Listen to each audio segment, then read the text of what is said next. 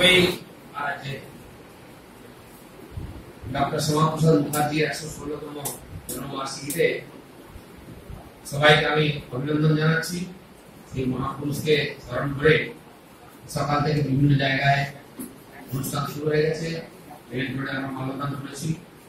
আমি বিধায়ক হিসাবে বিধানসভা ভবনে তার চিত্রকে মাননীয় স্পিকার ডেপুটি স্পিকারের সঙ্গে মাল্যদান করেছি।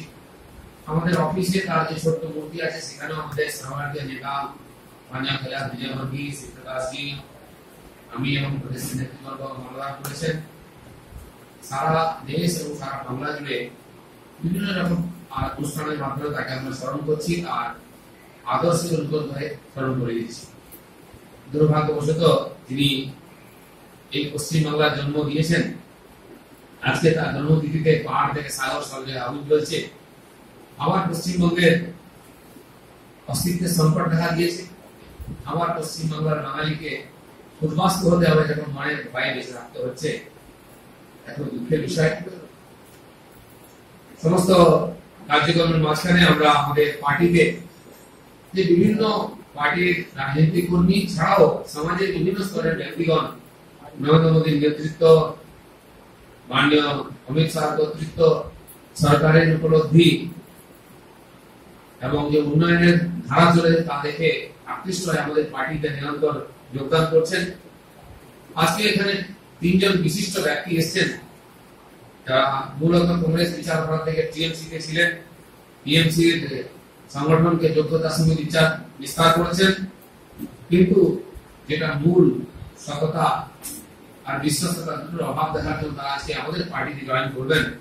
আমি আপনাদের সঙ্গে খালি তাদেরকে পরিচয় করে দিতে চাই। মাননীয় শ্রী অজয় পাল মূলত মধ্যমগ্রামে থাকেন, এক্স জেলা পার্টি অফিস সেক্রেটারি টিএমসি উত্তর চব্বিশ পরগনা, বর্তমানে চেয়ারম্যান ডাক্তার রঞ্জিত পাজা ফাউন্ডেশন। আমি অজয় তাকে একটু উপরে আসার জন্য বলবো। আমাদের বালুদা খুবই ঘনিষ্ঠ, যার মাধ্যমে বালুদা পার্টি চালাতেন।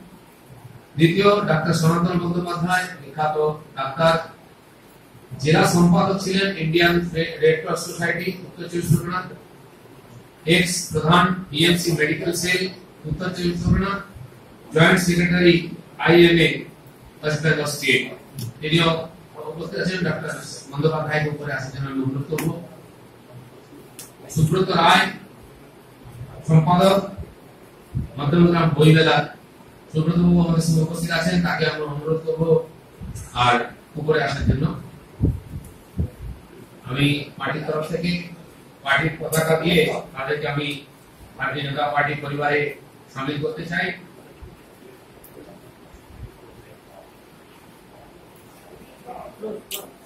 আরে দাদা সরুন না, আপনি এদিকে সরুন না। কি भारत माता की जय, भारत माता की जय, भारत माता की जय।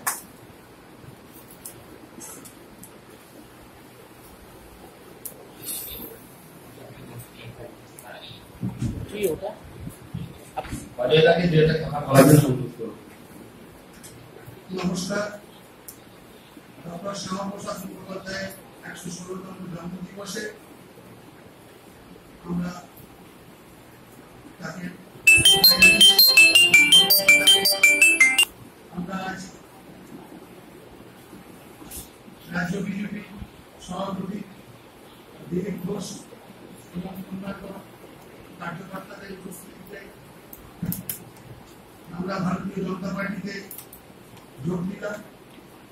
দীর্ঘদিন ধরে তৃণমূল কংগ্রেসের সঙ্গে সততার প্রশ্নে দূরত্ব তৈরি হয়েছিল, বিশেষ করে 2014 লোকসভা ভোটের পরবর্তী কাল থেকে, এবং তারপর দূরত্ব বাড়তে বাড়তে আমি 2 বছরের বেশি সময় ধরে তৃণমূল কংগ্রেসের সঙ্গে সমস্ত সম্পর্ক বিচ্ছিন্ন হয়েছে, এবং তৃণমূল কংগ্রেসের কয়েকটা জিনিসের সঙ্গে জেলা দপ্তর এবং অন্যান্য কিছু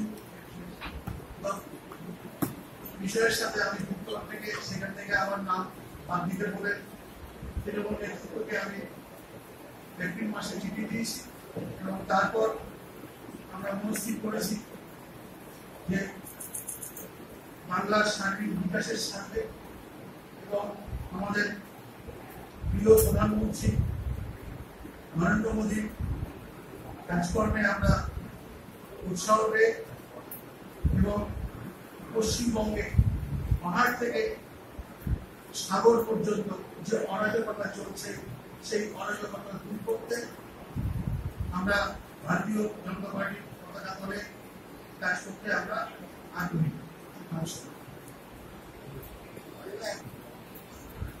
একটা প্রক্রিয়া ছিল,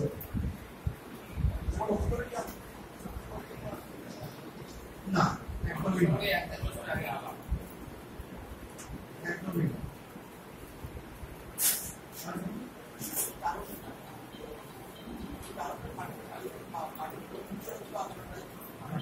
পরে যোগাযোগ করলে আমি তৃণমূল কংগ্রেসকে চিঠি দিয়েছি, তার প্রতিনিধি দিতে পারবো। এক কথায় বোঝানো সম্ভব নয়, এক কথায় যেটা বোঝাতে আমি বাবু বলেছেন এবং আমি যেটা বলেছি অনিশ্চিত বস্তু। দল চালাতে গেলে পয়সা দরকার, অথচ অর্থ সংগ্রহ করা যাবে না, প্রপার অ্যাকাউন্ট থাকবে না, অথচ আমি সরকার এবং মার্কেটে জড়ো হয়েছি।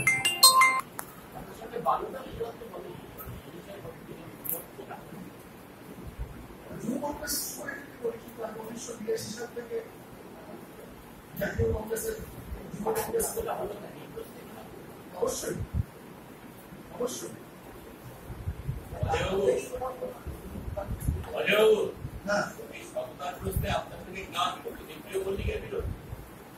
জেলা পার্টির সাথে প্রশ্নটা সেই জায়গায় নিশ্চয়ই যাবে। আমি একটা কথা বলতে চেয়েছি, দল চালাতে গেলে পয়সা দরকার, যে কোনো সামাজিক সংগঠন চালাতে গেলে পয়সার প্রয়োজন। সেই পয়সা পরিষ্কার ভাবে তোলা যাবে না, অথচ তোলাবাজি চলবে।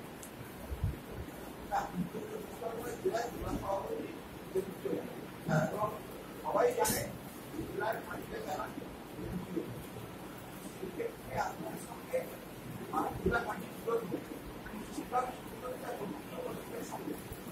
আমি জেলা পার্টির সাথে বিরোধ করেছি, ব্যক্তি বিশেষের কথা বলি, ব্যক্তি বিশেষের কথা বলিনি। আমার আজ কাছে নেই, আমি প্রয়োজনে আমি এপ্রিল মাসে যে চিঠি দিয়েছি তাকে বিস্তারিত আর 10 লাইনের চিঠি, আমি চিঠি প্রতিনিধিদের দিলাম।